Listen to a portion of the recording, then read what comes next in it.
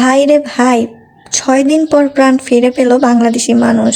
Network ছাড়া যেন বাংলাদেশ তো অর্ধেক অচল হয়ে পড়ে।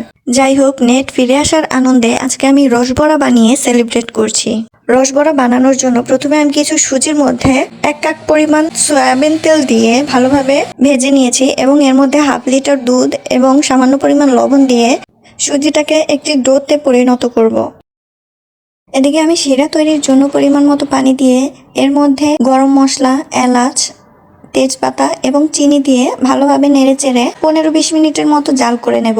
জাল করতে করতে এক পর্যায়ে শিরাটা আঠালো ভাব চলে আসবে এবং লালচে বর্ণের হবে। তখন আমি শিরাটাকে নামিয়ে ঠান্ডা হতে দেব। এদিকে আমি সুজির ডোর ভিতরে 3টা ডিম দিয়ে ভালোভাবে মেখে এটাকে সামান্য নরম করে নেব। ততক্ষণে আপনারা আমার চ্যানেলটি সাবস্ক্রাইব করে দিন। এদিকে একটি কড়াইতে তেল গরম করে এর মধ্যে আমি একে একে মাখিয়ে রাখা ডোটি দিয়ে দিচ্ছি।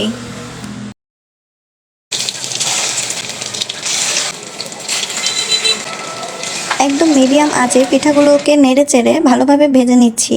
লালচে বর্ণের হয়ে আসলে পিঠাগুলোকে আমি তুলে নিয়েছি এবং শিরার মধ্যে একে একে ডুবিয়ে দিচ্ছি। এপিঠ ওপিঠ নেড়ে ভালোভাবে শিরা ঢুকিয়ে নিচ্ছি। শিরা খেয়ে পিঠাগুলো একদম টইটুম্বুর হয়ে গেছে, তাই আমি একে একে পিঠাগুলো শিরা থেকে তুলে নিচ্ছি। এই পিঠাটি যারা কখনোই খাননি তারা একবার হলেও ট্রাই করে দেখবেন বাসায়। ভালো লাগলে অবশ্যই চ্যানেলটি সাবস্ক্রাইব করতে ভুলবেন না।